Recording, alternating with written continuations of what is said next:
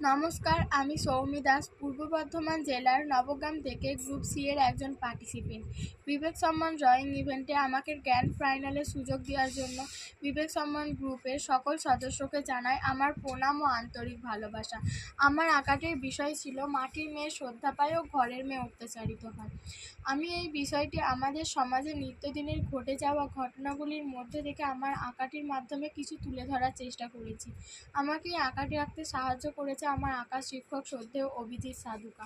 আমার আঁকাটিতে দেখানো হয়েছে একদিকে একটি মাটির মূর্তিকে শ্রদ্ধা জানানো হচ্ছে, অন্যদিকে একটি ঘরের নারীর ওপর অত্যাচার করা হচ্ছে।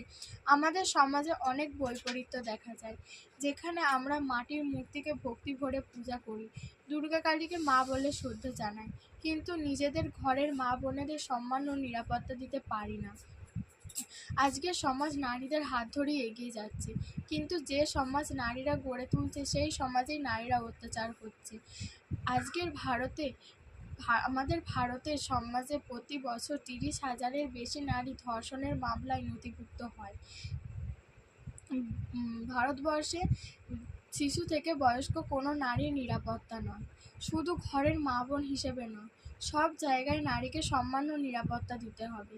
মাটির প্রতিমা বিসর্জনের সময় আমরা চোখে জল ফেলি, কিন্তু জীবন্ত নারীটির ওপর ঘটে যাওয়া শারীরিক ও মানসিক অত্যাচার আমরা মুখ বুজে চুপটি করে দেখে যাই।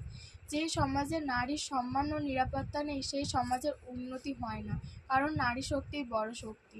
সবশেষে আমি আমার আঁকাটির মাধ্যমে এটাই মানুষজনকে বলতে চাই যে প্রকৃত শ্রদ্ধা ও সম্মান মাটির মূর্তিকে নয়, বরঞ্চ ঘরের কন্যাদের করা উচিত।